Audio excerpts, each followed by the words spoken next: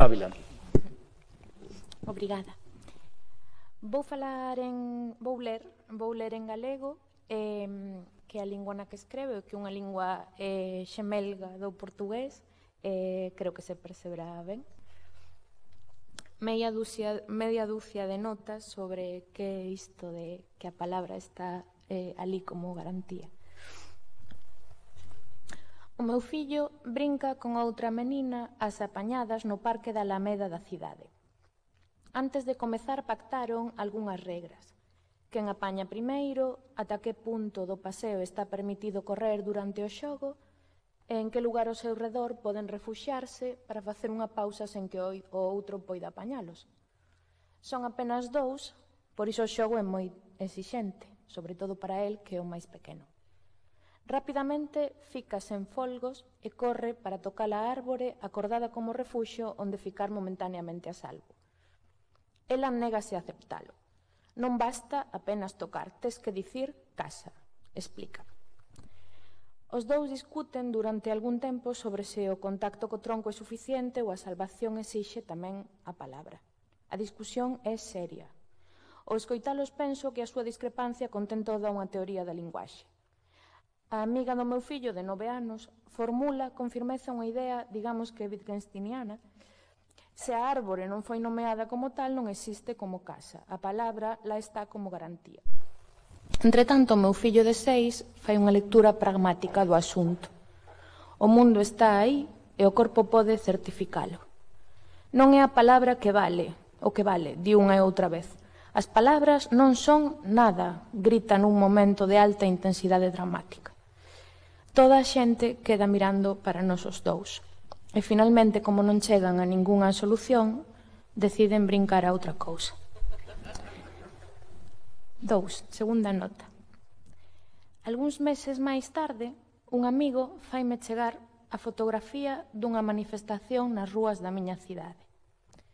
No centro da imaxe, entre a multitude, está a miña mai, vestida cunhas xardineiras de grávida, mirando a un lado con expresión desafiante. Ao lado dela está o meu pai, embora case non se distinga. Teñen 27 anos e son profesores do ensino básico, mas ningún dos dois ten traballo. E 13 de decembro de 1987, a primeira gran manifestación pola lingua galega convocada en resposta á reticencia do goberno español a permitir que se implantase plenamente no ensino. Sobre a cabeza da miña nai, unha faixa di, en galego sempre. O galego era en 1987, a pesar de estar sometido a un acelerado proceso de sustitución lingüística en favor do español, a lingua maioritaria da Galiza. A manifestación do 13 de decembro non é nese sentido un pedido pela supervivencia dunha lingua en risco de desaparecer, mas si unha disputa pola hexemonía dunha lingua viva, dominante entre as clases populares, mas históricamente excluída dos espazos de poder e de prestixio.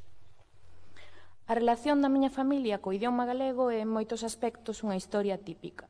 Os meus avós paternos, ambos galegofalantes, escollen o español como lingua para criar os seus fillos nacidos durante o franquismo. Ningún pobo está naturalmente predisposto a abandonar a súa lingua propia a favor doutra, e os meus avós tampouco. A súa escolla está atravesada pola aspiración de que os seus fillos ascendan socialmente e dominen a lingua do progreso. A xeración dos meus pais, xa en democracia, tenta percorrer o camiño inverso. Conmóveme na fotografía o corpo da miña nai, que é político e creador. A miña vida comezará apenas 2 semanas despois de alguén ter tirado esa fotografía. Nela, o corpo da miña nai está a xestar a súa primeira filla, eu, e ao mesmo tempo reclama un lugar para que esa filla fale, lea e escriba en galego sempre.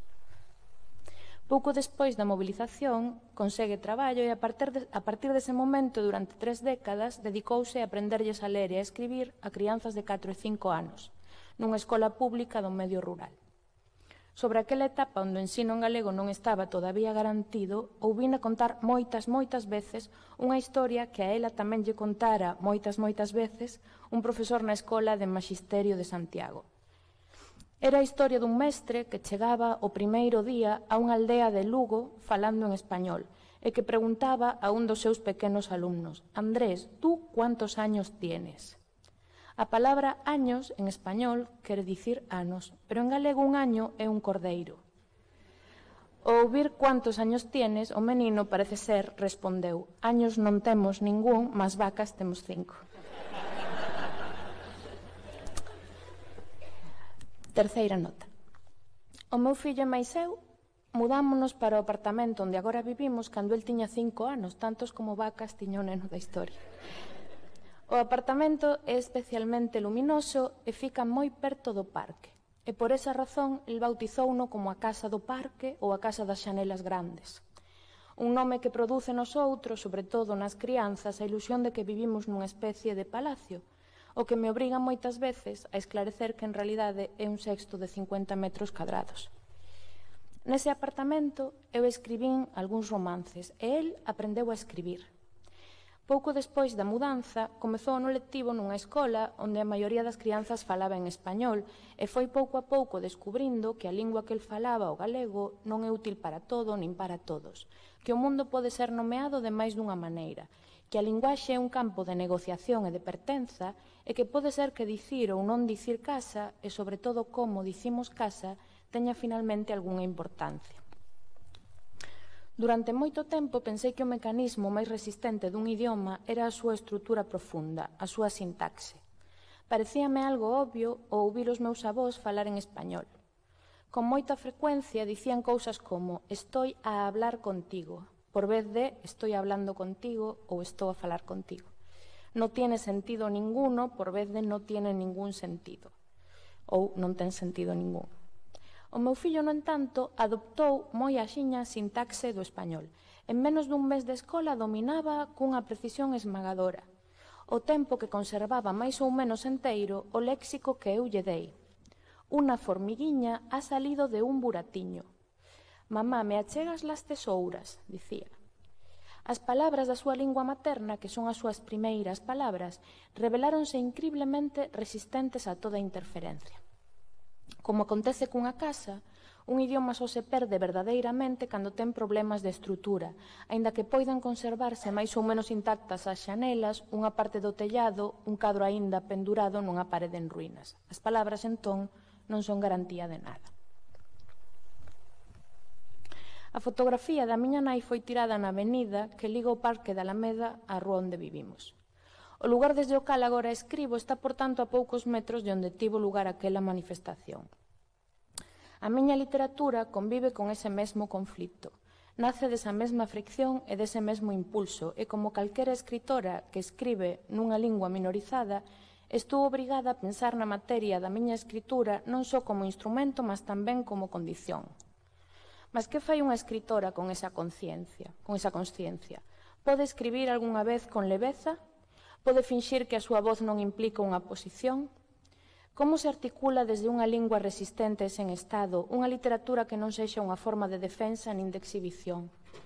Non son problemas que a literatura deba necesariamente resolver, e non tanto, cando o idioma non pode ser dado como garantido, emerxen como un horizonte inevitable, que afecta a escolla de cada palabra, o contorno que esa palabra acende, a historia que transporta. Como se construe un estilo literario para un lector cuxa relación coa lingua é incompleta, intermitente, permeada de interferencias. En 2013 escribín o meu primeiro romance, o derradeiro libro de Emma Olsen, que se apresentaba como unha falsa traducción do inglés para o galego das memorias urxentes dunha escritora estadounidense ficticia no fin da súa vida. Unha narradora estreante usurpando a voz doutra que se despide. Unha escritora que escribe nunha lingua minorizada a ensaiar as construccións lingüísticas dunha das linguas máis poderosas do mundo. No romance, un tradutor galego ficticio acrescenta notas contextuais e explica xogos de palabras que di intraducíveis. A marxe do xogo metanarrativo, o libro propón un exercicio de desidentificación, de retirada.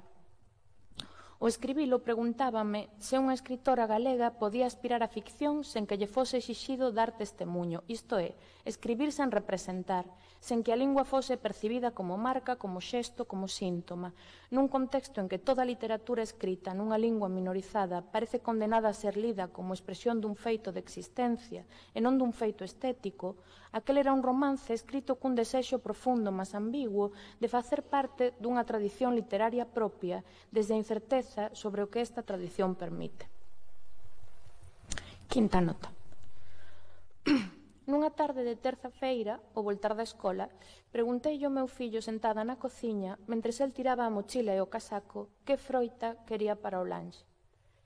Non dixo nada, que é o que acostumo a facer cando a pregunta non lle interesa moito, e foise embora.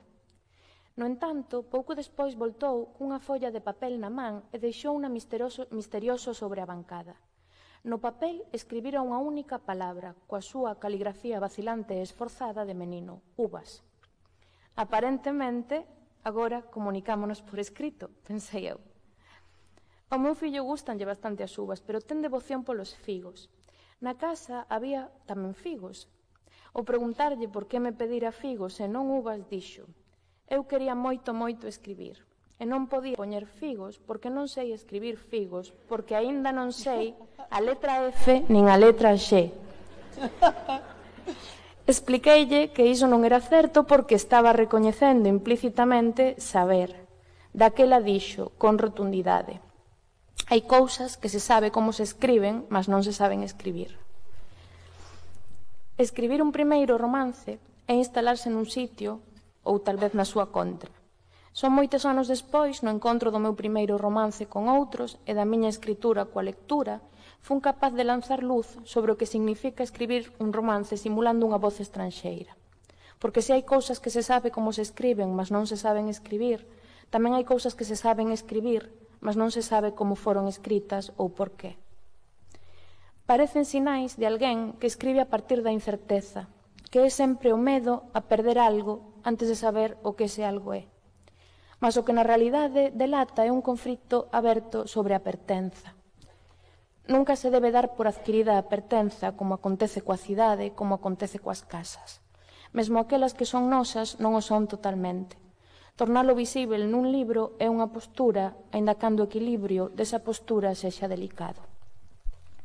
Co pasar do tempo cheguei a entender que nese xogo de equilibrios aparece ás veces un lugar fértil a partir do cal pensar a literatura. Escribir en galego é un exercicio menos leve do que facelo nunha lingua hexemónica, mas tamén, posiblemente, máis frágil e máis libre. Non poder contar cunha lingua garantida impide que a escrita se instale. Obriga a moverse, a construirse a partir do deslocamento. E é ese deslocamento o que propicia un tipo de pensamento refractario á lóxica da centralidade e da expansión. Unha forma de acceso natural ao desvío, á contradición, á complexidade, que se resiste a unha codificación inmediata. Non se trata de reclamar un permiso para existir, mas antes de fundar co idioma o lugar onde esa experiencia se volve pensável, dicível, encarnável, como se o idioma fose un corpo político e en sí mesmo tamén un corpo creador. E sexta nota. Quero rematar só con 3 versos de Anne Carson no poema The Glass Eye. Lembras demasiado, díxome hai pouco a miña nai. Para que reter todo iso? E eu respondín, e onde vou deixar? Obrigada.